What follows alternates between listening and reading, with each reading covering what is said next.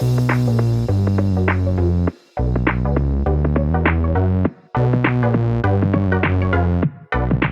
welcome everybody to another episode of Chris and Dave's Reality Cast. I am one of your hosts, Chris Phelps, and my co-host and very good friend is Mr. Dave Horrocks. Hey there, Chris, and hello to our listeners out there. Welcome to Chris and Dave's Reality TV Cast. We're covering Love is Blind Season 2, Episodes 7 through to 8. Not 6 to 8, as I sort of thought this morning. So, Chris, we're starting off with Episode 7. And I guess we can just focus on the couples, can't we? Which couple would you like to focus on today? Well, I think there's a lot of stuff with each couple. I think Shane and Natalie is the main thing. Jarrett and Sal have a bit of a chat, clear the air, nothing goes on there. It's like, yeah, you're my boy and all this fucking nonsense, best mates again. But Shane and Natalie, again, there's always this niggle with him. And Shane tells Natalie about Shane and saying that's a fraudulent relationship. Natalie didn't seem that bothered. She was laughing and they're like, do you want to make babies and all that? And that seems to be a thing. I don't know. I mean, I know in episode 8 we meet the families, but I don't know what it is about Shane, Dave. When we say it every episode, something's off with him completely. And I'm not buying any of it. I'm not buying any of this relationship. We've said it every single time we've talked about this couple. She's all in. He's not. I liked it when we met his mum and there was a context. He'd lost his father and everything. And he was all that. I did like that. And it gave us a bit of, it peeled back that skin of the dude, bro, fucking jock that he tries to be and this laughing and joking character. I did like that. I like that grounding of him slightly. And she seemed all in on Natalie as well, but it's just something's there all the time and I can't shake it at all with him. See, I think I'm not a fan of Shane, but I think in these 2 episodes, he went up a little bit in my estimation because straight away after the whole Shayna thing, I'm rubbing my hands, Chris, and thinking, here we go. It's going to get saucy from here. But no, he just went straight to Natalie and was, well, again, who knows how much time had elapsed. But, he had that conversation with Natalie. He could have chosen a different path. He could have just not said anything. And then, we've seen it en masse, haven't we? Just have a side conversation, keep that conversation with Shayna going. Whereas no, he was open about it. He's a little bit concerned at first that as Shayna's basically calling out our relationship as fake. Has she got any reason to do that? Or is she just stirring the shit? So I thought he played that as well as he could. To be honest, I thought it was good of him to be completely open and transparent about that whole conversation. And I'm sure. It's probably, it's certainly in the reunion. I imagine that's all going to come back, and Natalie's going to be a bit annoyed and feisty about it then. But no, I thought where I thought it was going to go with the whole, this relationship is going to be rekindled. It doesn't seem like it is going to go there. No, it's not. And it was a bit strange because when they were talking, and I'm with you, Dave, I think the second episode, we got more of who the real Shane is. It was when he was talking to Natalie, and I didn't know the context of him losing his father, which obviously is terrible. But he was talking about him as if he was still here, which you may. I know some people still do that. It's a hell of an adjustment, and you never get over that. I know that, unfortunately, Sam, with her dad, it's been 6 years, and every day, even now, it's a struggle. So I get it. But it was weird because he was like, well, my parents both drink, yours don't. And it was like everything she said, his parents were the opposite. But she did say, he brings me out of my comfort zone. He does things. And I liked his mum. I thought his mum was really nice, to be honest. I thought she seemed really nice. And that's the one thing I got of these 2 episodes with every couple as we go through them is the fucking parents are not buying into any of it, Dave. But Shane's mum did, and we'll get onto some of the others. But I love that. When I said it about The Bachelor, when you get to meet the parents and one of the dads or the mums is like, what the fuck's going on? Why am I in front of a camera sort of thing? I mean, when Shane meets Natalie's parents, it was a bit weird because Natalie's mum was kicking off and everything. She explained what she'd been doing. But these cameras there, they fucking must have shot that a few times, even though I think maybe initially she probably didn't know what was going on. it did seem a little bit too convenient. She's shaking her head going, oh, I'm not happy about this. And I'm thinking, well, you've walked in on multiple shots here. We're getting shots of Shane shopping down the street like he's coming. I'm not buying all that, Dave, I must admit. Yeah, it depends how far you take it, doesn't it? It's like, oh, I'm completely shocked. What? You're on a TV show? I wondered what all these people were doing here, all the camera crew and everything. I don't know. I mean, she didn't necessarily have to tell her that she's on Love is Blind, did she? She just has to say, look, I'm on a reality TV show. Can you come over? I mean, I imagine she must have said something, you know, while you're going through the whole auditioning process and what have you. I'm guessing they have to sign NDAs, but, you know, come on. You're going to say something, I would have thought, especially if, you know, they're close to their parents. Yeah, of course you are. Yeah, I think it's possible that you could get to this stage and they don't know you're on Love is Blind, but it's improbable. Yeah, that's true. That's true. Hey, Dave, I've got to say, the couple that entertained me the most in these 2 episodes wasn't Shane and Natalie for a change. I was all in on Danielle and Nick. Now, yeah, we have called out Danielle, and there's still the self-destruct button that she keeps pushing and she keeps pushing. But it's finally clicked now that why he's single at 36 years old, because we get to meet his mum and his sisters, and they start laying into him about his hygiene and his OCD, and he can see at one point he puts his fingers up as if to say 2 showers a day. Yeah, 2 showers a day, and now on with if you want to be clean, no problem. But Daniela's laid into him a few times, quite wrongly from what we've seen on the edit. She's just gone from like 0 to 100. It completely consumes her. She's like thinking of things that may happen that haven't happened. I don't think he's as innocent, Dave. I come away in these 2 episodes thinking this is why she's so arsey with him. This is why she doesn't believe everything, because there's something going on. And when she came out in them suits, which obviously with the camera, he got fucking weird and just, I'm going to have to go and cool off. And I'm thinking, this isn't normal. So for me, I thought Nick was the complete bellend this time, Dave. Danielle still is there and that niggle's there, but I did not like Nick at all. I thought he was fake as fuck, to be honest. I didn't see it that he was being fake. I just saw it that these are 2 completely different people. Did you ever watch? There was a sitcom years ago, Dharma and Greg.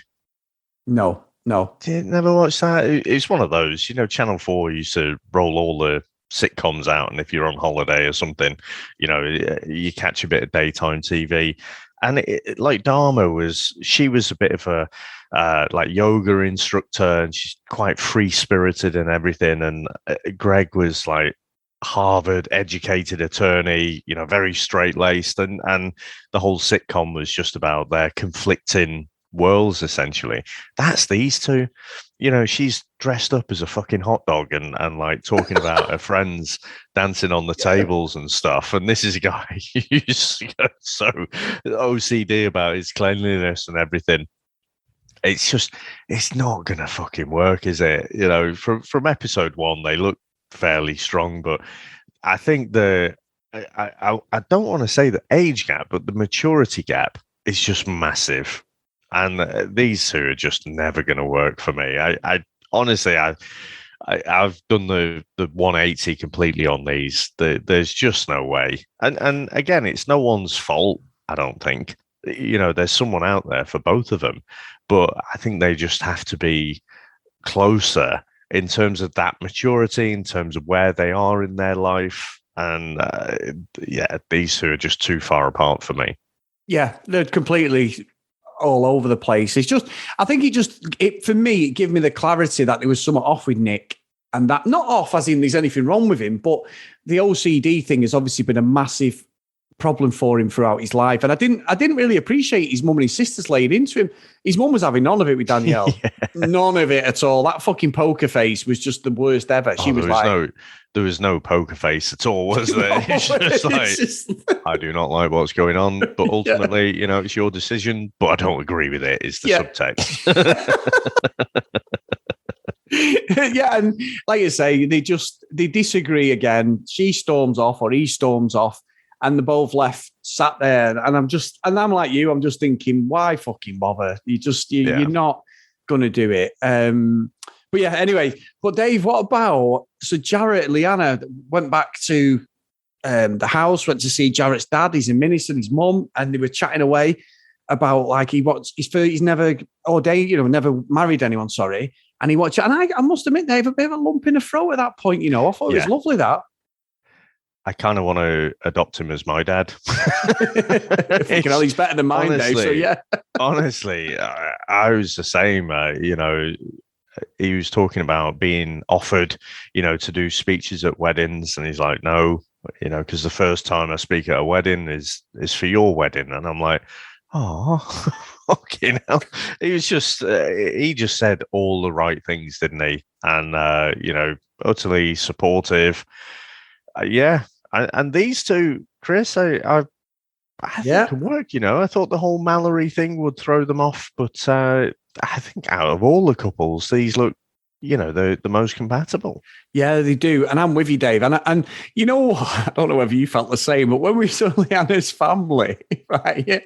Fucking mum and dad, I thought, fuck me, her mum's young. She looks really young. And then her dad looked cool. He looks about 40 odd. I'm thinking, hang on a minute. It's the fucking same age as me, these two. I've got a 21-year-old daughter. This is me and you, this is like if it was us, if we were on the show.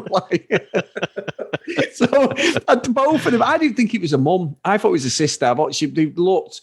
Her dad wasn't buying it. He was a bit like, his intentions. I've got to say, Jarrett's got a proper top voice, Dave. He sounds older than his years, speaks really well. And the only thing's a bit iffy for me. I'm not happy about this going out with his mates till 3 a.m. You don't do shit like that. That's why I'm not convinced that he's all in. That's the only thing that's niggling with me at the moment. And actually, I think it might have been from the second episode, but this will be interesting on what your perspective is. But when she's like sat on the table and he's there playing his games with his headset on. Now, you, Chris, you've been married for like 20 years, so I can imagine you and Sam in this sort of situation. But at least you have a different room.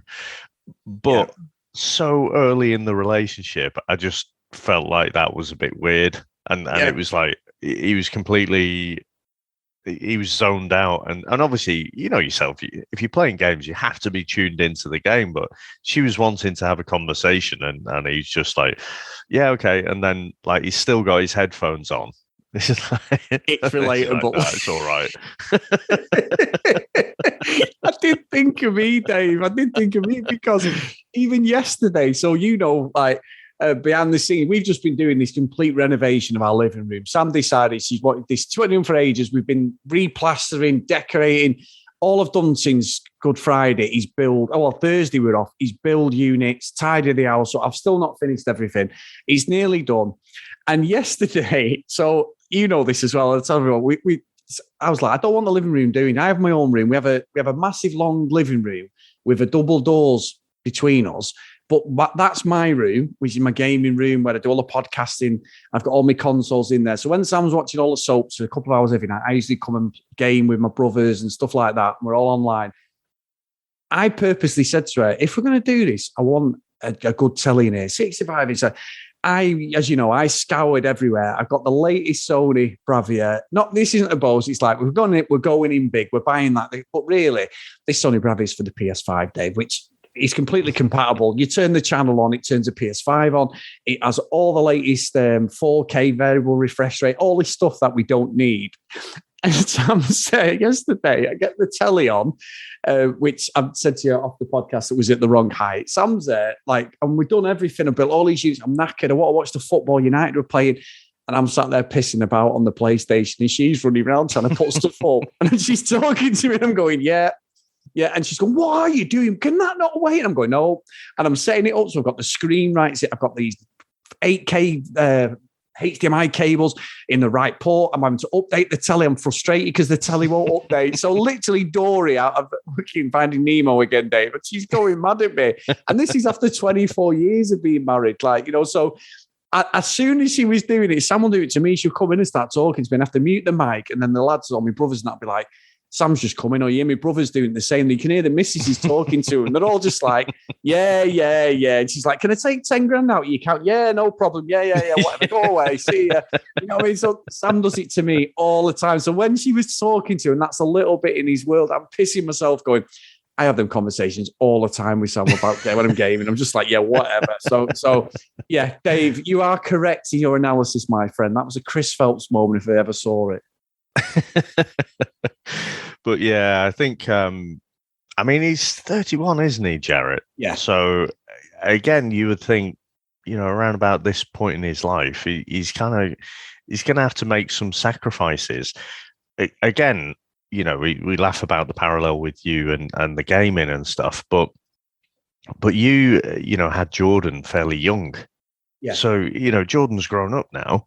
So, you can kind of have those other pastimes and stuff especially when babies come along, you're going to have to make some sacrifices there. Yeah, of course you are. Of course. And you're right, because I sort of encompass when I used to get Jordan out of the cot, Dave, she'd be sat on my chest or sat on my lap while I gamed. You know what I mean? Give her a bottle, sort it out. She'd be asleep. Sam come down many a time. I'll be on my PS2 playing on a bit Grand Theft Auto. Pro Evo, Grand Theft Auto. There's plenty of pictures of her sat with me when she was 3 or 4 weeks old, gaming. She's a gamer herself, big gamer like me. So that's my fault again. But yeah, you're right. There's a difference. You know that you've got 3 lovely kids, so you've got to prioritize. Them moments don't come. You've got to pick your fights, haven't you, and things like that. But when you're so early in a relationship and she's trying to and it's a TV show, I wasn't convinced he was completely playing as a gamer, Dave. I'll be honest with you. But he sort of, the way he was talking didn't make sense. You see people when the soaps and the TV shows and they're playing games and they're just fucking whacking every button like, oh my God. And it's like, that's not how you game. But anyway, you go with it. But no, I'm with you. I think there's a few little flags there, Brianna, which is not her fault. And I'm sort of thinking, is he just doing this for the experiment and he's going to bin her off? But I do think they've got the best chance out of any of the couples at the moment of surviving. Yeah, 100%. I mean, we sort of mentioned Mallory there. What do you reckon about Mallory and Sal? Because, I mean, they hit a little bit of a bump in the road again, didn't they?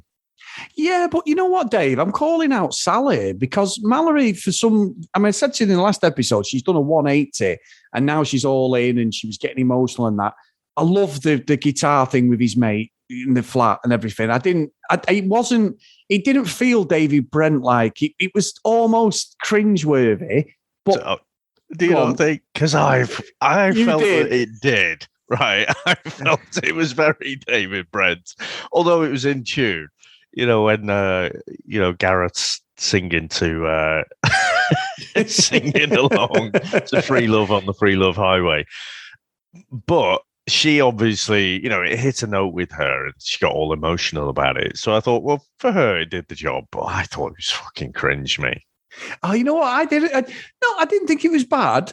But what I would say is, Dave, there's something not right about Sal, because why did that girl turn up at his sister's apartment and they had a falling out and was adamant that they were boyfriend and girlfriend? And he's like, I said it was an open relationship. Now, Sal's always been the good guy in this relationship. He's always been the moral conscience. Mallory's the one who's had a doubt. She's been dead up front. She's not been sly. There was a little conversation with Jarrett, which looked a bit off. Nothing came of it. It was the end of it. Jarrett went his way. She went hers. Then there was this, we're in a relationship. We love each other. I'm not convinced with Sal, Dave. I think he's a bullshit, and I think that he's in this just for the fame, like most of them are. But that was so off. Why would a girl just randomly turn up at your sister's apartment? She obviously knows them. She spent time with him, and he tried to fob that off. So I think that might come back and bite him on the arse.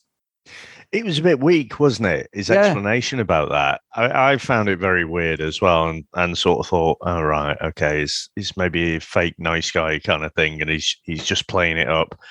No, it was very, very strange, and I think let's see where they go. I mean, he might be able to just brush that off, but that certainly it turned the tables, didn't it? And just put the spotlight on him for a change.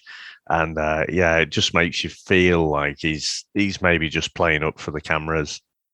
Definitely. Well, what do you think, Dave, as well about Sheikh and Deepti? So I think it's fucking weird, all this stuff with Sheikh. It's like going out with my sister, my cousin, my auntie. Yeah. I'm not bothered about sex, but I want to come home. I love the girl.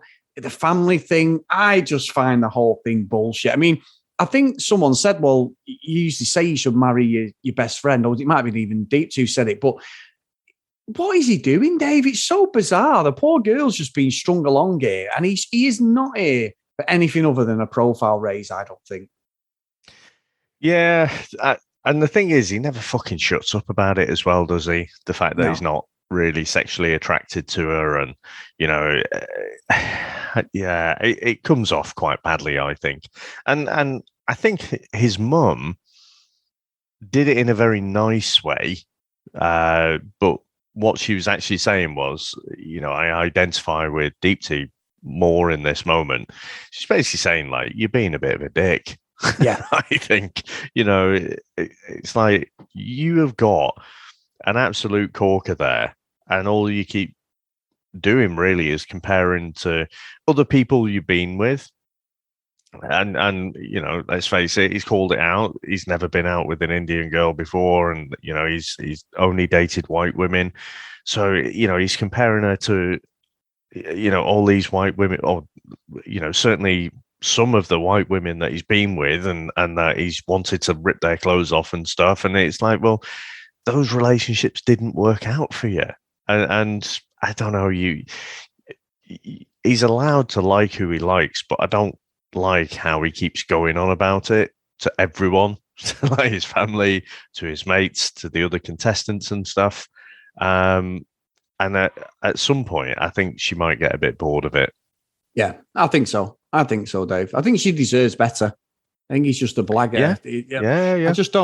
I just don't get how you would say to someone you're supposed to be in love with, well, you just, there's nothing there for the sex and that. Well, what the fuck are you doing together? It's going to encourage cheating one way or the other. I don't necessarily think from her. I think Sheikh wants her in his life, but he doesn't want that side of it. I think he'd probably cheat on her. That's my guess anyway. But yeah, it's weird, very weird. But also, Dave, we had the wedding dresses and the suits, didn't we? Which was it wasn't really what's it called? Bridesmaids. I saw that in the cinema, but there was no one there jumping in the toilet. But it was just strange. Got members of the family there. A little bit strange, like people like Mallory, like, oh, my mum and my sister couldn't come. Are they buying into it because her mum had done a bit of a grilling as well of Sal, hadn't she? Sort of, what's your second name? He's like Perez.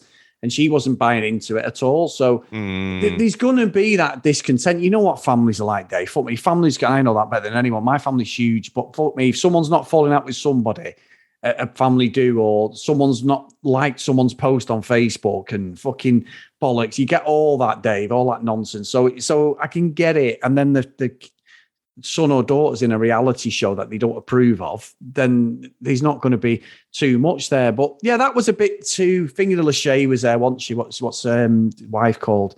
She's on Ultimatum as well, isn't she? Nick's wife. Is it Vanessa? Oh, I forget. Yeah, Vanessa. But I might be wrong there. But anyway, that was just a bit shitty, I thought. I didn't think. I've got to say, David, we're 8 episodes in. And then we are literally picking at straws here, aren't we, to find some drama after maths. We've got a proper hangover with this series.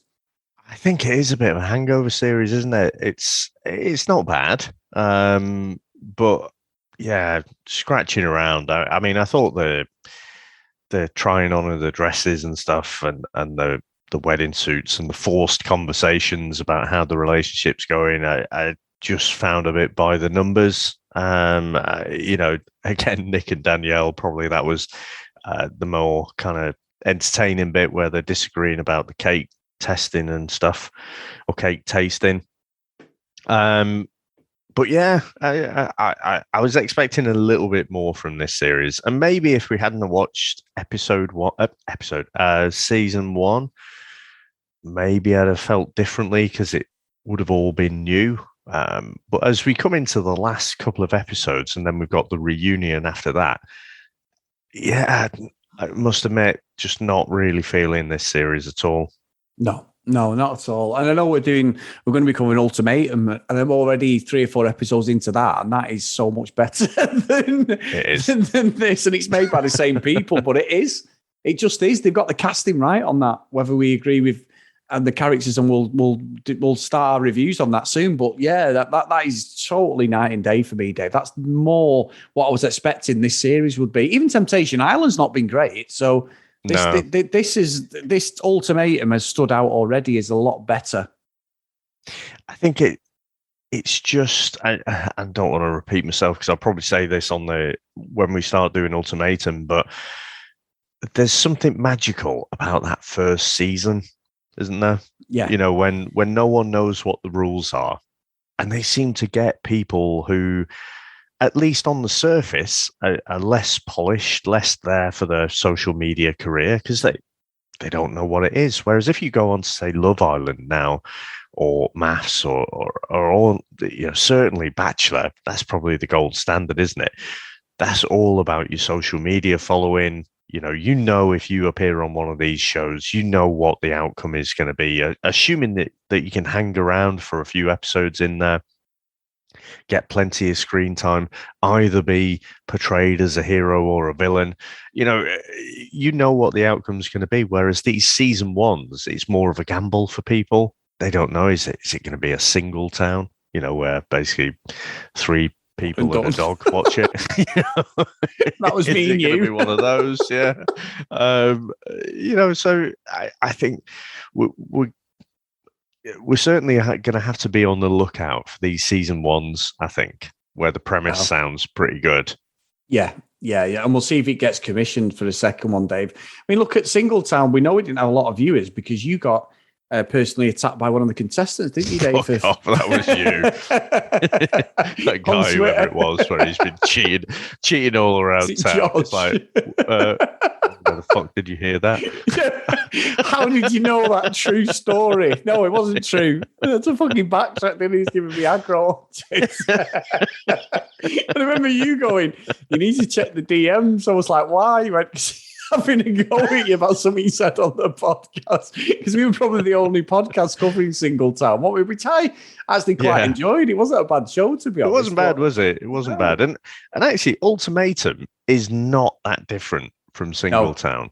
No, but the only thing is, there's no separation. So whereas like Singletown, Temptation Island, they keep them separate. The added sauce, I think, or the added spice is the fact that they're all there at the same time. They're all, socializing in the same bars and stuff. We need to do this, don't we? Fucking hell. Yeah. Let's wrap up Love is Blind and then get onto this. Because that is, I'm the same. I think that is so much better a series. Definitely. Right, Dave, you've got me fucking juices going now. So thank you, everyone, for listening today. As always, we do appreciate it. If you want to support us, get over to Patreon, patreon.com/CDRealityCast. If you want to email us, cdrealitycast@gmail.com. And if you want to follow us on social media, @CDRealityCast. So a little bit of an update. I'm trying to get these designs together. A few people have expressed interest on our Facebook. Chris and Dave's Reality TV Cast over on Facebook for the What a Bell End t-shirt, Dave. So I've got a few designs. I haven't sent them over to you yet because I've been busy renovating my house. But this next few days, I'm going to send them over for you to have a look at, Dave, and tweak or whatever. And then we might try and get a storefront up if people are interested. We've had a few say they want to get a t-shirt. I mean, Sam said, why don't you just do like the picture thing where you have the bell and then just says end, like the 2 pictures. But I think that could be a way around it. I like that. I mean, bit of a radical idea, Chris. We could have more than one design. Yes, we could, Dave. I've got a few. I have to say, all I can think, if you go to fucking Fiverr, just make sure you give them a better spec than that ridiculous logo. It's brilliant. All I can think when you talk about the storefront is that logo. Me and you, it's the worst fucking logo ever. You look like you've got no hair. I look nothing like. I look like I've been on a bit of a diet day, which isn't a bad thing. But Yeah, it's not the fucking best. That look, I thought it was hilarious. I put it up there, and you were like, "Get that off!" Fucking I look pissing like myself. fucking Dwight from the Yeah, US office. He's fucking. And then we said to him, "Can you change it?" And all he did was put some extra hair on the front of your head. That was it. That's the only thing for a fucking $5. I want more than that. The fucking wank. I think it cost more than a $5 to design that. What a blag that is. I think that was it was definitely more than a $5. I think you pushed the boat out, to get a good one. Fuck me. And then you went, I've designed one myself here. Have a go with this. And we went with that. I think it was embarrassing, wasn't it? I think we went back to the original, didn't we? Yeah, we did. The CD Reality Cast one. We wanted us sat around a table or something, didn't we? Oh, it's awful. I'll have to put it on Facebook. It's fucking brilliant. I love it. I love just sending it you randomly, Dave. Just give me abuse. But anyway, I think let's discuss the t-shirt designs at some point when you have some drafts. Yeah, I will do. I will. Good stuff, mate. Right. Anyway, it's Easter Sunday, Dave. It's time to go and eat more Easter eggs today, and then we're back in training tomorrow. So let's enjoy it while we can, my friend. Thank you much. Thank you very much, sir, and thanks to everyone out there for listening. And we'll speak to you next time. Bye.